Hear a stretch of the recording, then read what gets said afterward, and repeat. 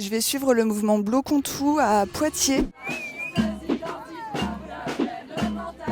Donc là, j'arrive au rond-point d'Auchan Sud. Il est presque 10h du matin. C'est plutôt calme. Je vois pas mal de monde.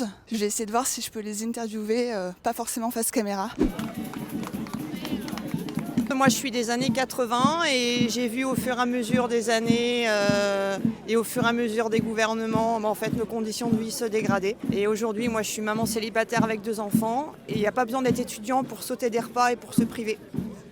Pourquoi je suis là? Tout simplement pour représenter aussi les jeunes. Aujourd'hui, un jeune qui travaille, c'est un jeune qui ne peut pas finir ses fins de mois, qui galère à manger, qui saute des repas. Réduire la charge de la dette, c'est un sujet important. Effectivement, Bayrou l'a dit, ça va être le premier budget de l'État, mais il faut trouver des solutions avec des solutions populaires. Il y a pas mal de monde, il y a une fanfare et des personnes qui chantent à côté du rond-point.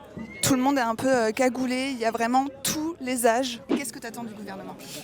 Du gouvernement, en fait, pas grand-chose. Je me fais pas trop d'illusions en fait là sur où ils partent, et je pense que ça doit se construire à la base entre tous les citoyens de ce pays. Je sais pas, c'est plutôt de Macron qu'il faut attendre des choses, mais est-ce que vraiment c'est la République actuelle qui est la bonne solution pour les problèmes? Je suis pas certain. Après, trouver une alternative, ça reste compliqué. Alors Bloquons tout, c'est un mouvement national qui est né d'un collectif du Nord qui s'appelle Les Essentiels. Et c'est surtout cet été, via les réseaux sociaux, qu'il a pris de l'ampleur. Et si on en a autant entendu parler, c'est que les citoyens et les citoyennes de tous les bords politiques et les antisystèmes se sont appropriés le mouvement. L'idée, bloquer le pays pour protester contre les pistes d'économie budgétaire annoncées par le gouvernement pour l'année 2026.